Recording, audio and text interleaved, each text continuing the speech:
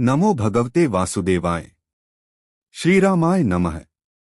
जिस राम का नाम लेने से मन शुद्ध हो जाता है, जिसकी कथा सुनने मात्र से जन्म जन्मांतर के पाप नष्ट हो जाते हैं, उन्हीं मर्यादा पुरुषोत्तम श्री राम की एक दिव्य कथा आज पद्म पुराण से आपके समक्ष प्रस्तुत है।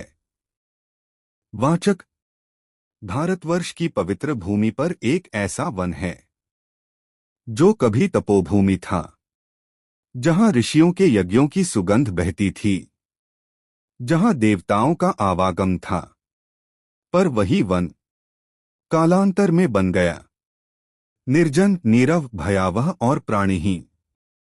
न पक्षियों का कलरव, न मृगों की चपलता, न तपस्वियों का मंत्रोच्चार। उस वन का नाम पड़ा दंडकारण्य। परंतु प्रश्न यह है, ऐसा क्या हुआ कि 100 योजन में फैला वह पवित्र प्रदेश शापित होकर मृत्यु भूमि बन गया? जब महर्षि अगस्त्य ने इस वन का संक्षिप्त उल्लेख किया तो धर्म के साक्षात स्वरूप श्री रघुनाथ जी भी विस्मित हुए बिना न रह सके। मर्यादा में रहने वाले राम अन्याय को सहन नहीं करते थे और अज्ञान को प्रश्न से काटते थे।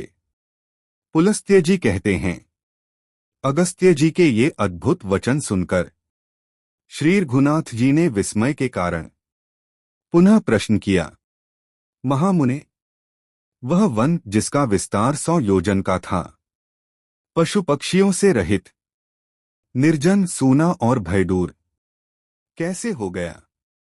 श्री राम के इस प्रश्न में केवल जिज्ञासा नहीं थी, यह धर्म की खोज थी, अधर्म के मूल को जानने की इच्छा थी। तब महर्षि अगस्त्य ने समय के गर्भ में छिपी एक ऐसी कथा का द्वार खोला जो अहंकार, अधर्म और दंड के विधान को सदैव के लिए स्पष्ट कर देती है।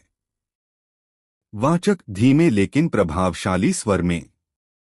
हे श्रोताओं, अब आप सुनेंगे राजा मनु से लेकर इक्ष्वाकु वंश, राजा दंड, महर्षि शुक्राचार्य का शाप और उस महाविनाश की कथा जिससे जन्म हुआ दंडकारण्य का। पुलस्त्य जी कहते हैं, अगस्त्य जी के ये अद्भुत वचन सुनकर श्री रघुनाथ जी ने विस्मय के कारण पुनः प्रश्न किया, महामुने, वह वन जिसका विस्तार 100 योजन का था, पशु पक्षियों से रहित, निर्जन, सूना और भयदूर कैसे हुआ? अगस्त्यजी बोले, राजन, पूर्वकाल के सत्ययुग की बात है। वैवस्वत मनु इस पृथ्वी का शासन करने वाले राजा थे। उनके पुत्र का नाम इक्ष्वाकु था। इक्ष्वाकु बड़े ही सुंदर और अपने भाइयों में सबसे बड़े थे। महाराज उनको बहुत मानते थे। उन्होंने इक्ष्वाकु को भूमंडल के राज्य पर अभिषिक्त करके कहा, तुम पृथ्वी राजवंशों के अधिपति सम्राट बनो, रघुनंदन। बहुत अच्छा कहकर इक्ष्वाकु ने पिता की आज्ञा स्वीकार की। तब वे अत्यंत संतुष्ट होकर बोले, बेटा, अब तुम दंड के द्वारा प्रजा की रक्षा करो, किंतु दंड का अकारण प्रयोग न करना।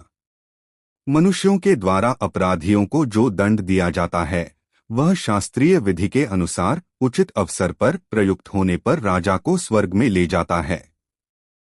इसलिए महाबाहो, तुम दंड के समुचित प्रयोग के लिए सदा सचेष्ट रहना। ऐसा करने पर संसार में तुम्हारे द्वारा अवश्य परम धर्म का पालन होगा। इस प्रकार एकाग्र चित्त से अपने पुत्र इक्ष्वाकु को बहुत से उपदेश दे महाराज मनु बड़ी प्रसन्नता के साथ ब्रह्मलोक को सिधार गए। तत्पश्चात राजा इक्ष्वाकु की यह चिंता हुई कि मैं कैसे पुत्र उत्पन्न करूं। इसके लिए उन्होंने नाना प्रकार के शास्त्रीय कर्म, यज्ञ आदि किए और उनके द्वारा राजा को अनेकों पुत्रों की प्राप्ति हुई। देवकुमार के समान तेजस्वी राजा इक्ष्वाकु ने पुत्रों की जन्म देकर पितरों को संतुष्ट किया। रघुनंदन, इक्ष्वाकु के पुत्रों में जो सबसे छोटा था वह गुणों में सबसे श्रेष्ठ था। वह शूर और विद्वान तो था ही, प्रजा का आदर करने के कारण सबके विशेष गौरव का पात्र हो गया था। उसके बुद्धिमान पिता ने उसका नाम दंड रखा और विंध्यगिरि के 2 शिखरों के बीच में उसके रहने के लिए एक नगर दे दिया। उस नगर का नाम मधुमत्त था। धर्मात्मा दंड ने बहुत वर्षों तक वहां का अकंटक राज्य किया। तदंतर एक समय जबकि चारों ओर चैत्र मास की मनोरम छटा छा रही थी, राजा दंड भार्गव मुनि के रमणीय आश्रम के पास गया।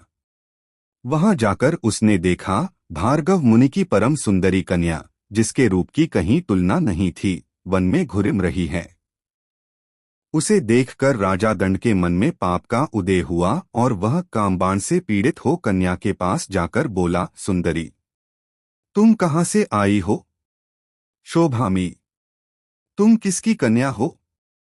मैं काम से पीड़ित होकर तुमसे ये बातें पूछ रहा हूँ। वरारोहे, मैं तुम्हारा दास हूँ। सुंदरी, मुझ भक्त को अड्डलीकार करो। अर्जा बोली, राजेंद्र, आपको मालूम होना चाहिए कि मैं भार्गव वंश की कन्या हूँ। पुण्यात्मा शुक्राचार्य की मैं ज्येष्ठ पुत्री हूँ। मेरा नाम अर्जा है। पिताजी इस आश्रम पर ही निवास करते हैं। महाराज, शुक्राचार्य मेरे पिता हैं और आप उनके शिष्य हैं। आथ धर्म के नाते मैं आपकी बहन हूँ, इसलिए आपको मुझसे ऐसी बात नहीं कहनी चाहिए। यदि दूसरे कोई दुष्ट पुरुष भी मुझ पर कुदृष्टि करें तो आपको सदा उनके हाथ से मेरी रक्षा करनी चाहिए। मेरे पिता बड़े क्रोधी और भयड्डूर हैं। वे अपने शाप से आपको भस्म कर सकते हैं। आथ नृपश्रेष्ठ, आप मेरे महातेजस्वी पिता के पास जाइए और धर्मानुकूल बर्ताव के द्वारा उनसे मेरे लिए याचना कीजिए। अन्यथा इसके विपरीत आचरण करने पर आप पर महान एवं घोर दुख खा पड़ेगा। मेरे पिता का क्रोध उभर जाने पर वे समूची त्रिलोकी को भी जलाकर खाक कर सकते हैं। दंड बोला, सुंदरी, तुम्हें पा लेने पर चाहे मेरा वध हो जाए अथवा वध से भी महान कष्ट भोगना पड़े, मुझे स्वीकार है। भीरु, मैं तुम्हारा भक्त हूँ, मुझे स्वीकार करो। ऐसा कहकर राजा ने उस कन्या को बलपूर्वक बाहुपाश में कस लिया और उस एकांत वन में, जहां से कहीं आवाज भी नहीं पहुंच सकती थी, उसे नंगा कर दिया। बेचारी अबला उसकी भुजाओं से छूटने के लिए बहुत छटपटाई, परंतु फिर भी उसने खेच्छानुसार उसके साथ भोग किया। राजा दंड वह अत्यंत कठोरतापूर्ण और महाभयानक अपराध करके तुरंत अपने नगर को चल दिया तथा भार्गव कन्या अर्जा दीन भाव से रोती हुई अत्यंत उद्विम हो आश्रम के समीप अपने देवतुल्य पिता के पास आई। उसके पिता अमित तेजस्वी देवर्षि शुक्राचार्य सरोवर पर स्नान करने गए थे। स्नान करके वे 2 ही घड़ी में शिष्यों सहित आश्रम पर लौट आए। आश्रम पर आकर उन्होंने देखा अर्जा की दशा बड़ी दयनीय है, वह धूल में सनी हुई है। तुरंत ही सारा रहस्य उनके ध्यान में आ गया। फिर तो शुक्र को बड़ा रोष हुआ। वे तीनों लोगों को दग्धसा करते हुए अपने शिष्यों को सुनाकर बोले, धर्म के विपरीत आचरण करने वाले अदूरदर्शी दंड के ऊपर प्रज्वलित अग्निशिखा के समान भयड्डर विपत्ति आ रही है। तुम सब लोग देखना, वह खोटी बुद्धि वाला पापी राजा अपने देश, भृत्य, सेना और वाहन सहित नष्ट हो जाएगा। उसका राज्य 100 योजन लंबा चौड़ा है। उस समूचे राज्य में इंद्र धूल की बड़ी भारी वर्षा करेंगे। उस राज्य में रहने वाले स्थावरजड़म जितने भी प्राणी हैं, उन सबका उस धूल की वर्षा से शीघ्र ही नाश हो जाएगा। जहां तक दंड का राज्य है, वहां तक के उपवनों और आश्रमों में अकस्मात 7 रात तक धूल की वर्षा होती रहेगी। क्रोध से संतप्त होने के कारण इस प्रकार शाप दे महर्षि शुक्रगे आश्रमवासी शिष्यों से कहा, तुम लोग यहाँ रहने के लिए सब लोगों को इस राज्य की सीमा से बाहर ले जाओ। उनकी आज्ञा पाते ही आश्रमवासी मनुष्य शीघ्रतापूर्वक उस राज्य से हट गए और सीमा से बाहर जाकर उन्होंने अपने डेरे डाल दिए। तदंतर शुक्राचार्य अर्जा से बोले, ओ नीच बुद्धि वाली कन्या, तू अपने चित्त को एकाग्र करके सदा इस आश्रम पर ही निवास कर। यह 4 कोस के विस्तार का सुंदर शोभा संपन्न सरोवर है। अर्जे, तू रजोगुण से रहित सात्विक जीवन व्यतीत करती हुई 100 वर्षों तक यहीं रह। महर्षि का यह आदेश सुन अर्जा ने तथास्तु कहकर उनकी आज्ञा स्वीकार की।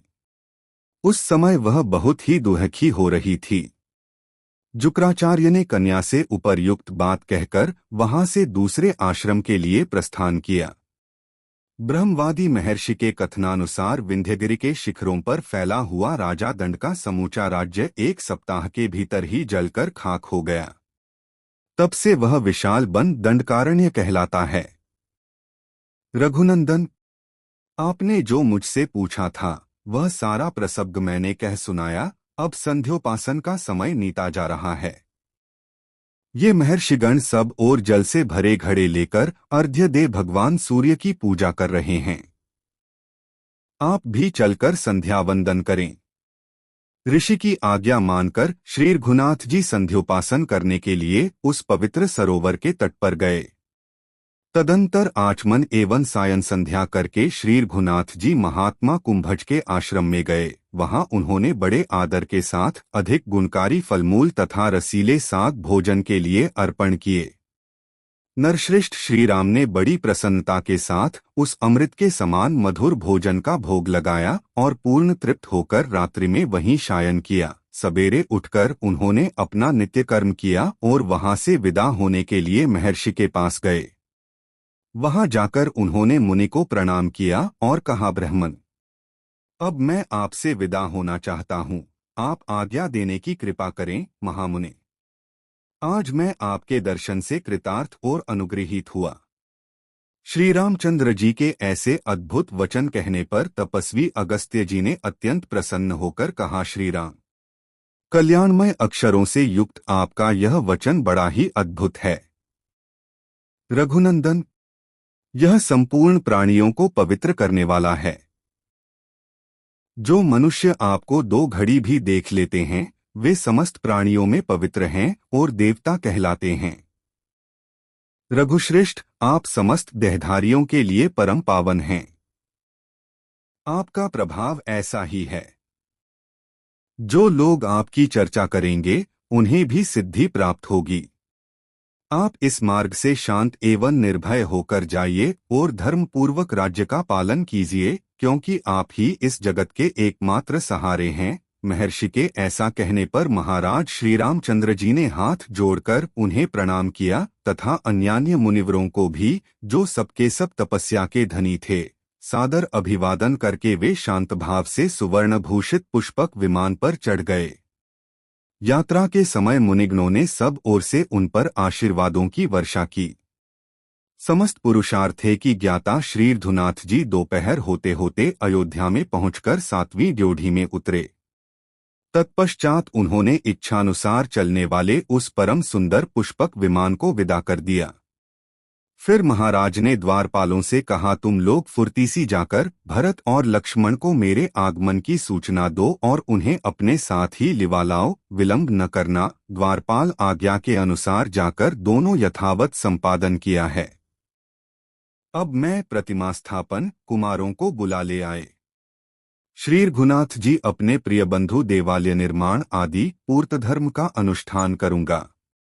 भरत और लक्ष्मण को देखकर बड़े प्रसन्न हुए और उन्हें वीरो मेरा कान्यकुब्ज देश में जाकर भगवान वामन की छाती से लगाकर बोले, मैंने ब्राह्मण के शुभ कार्य का प्रतिष्ठा करने का विचार है।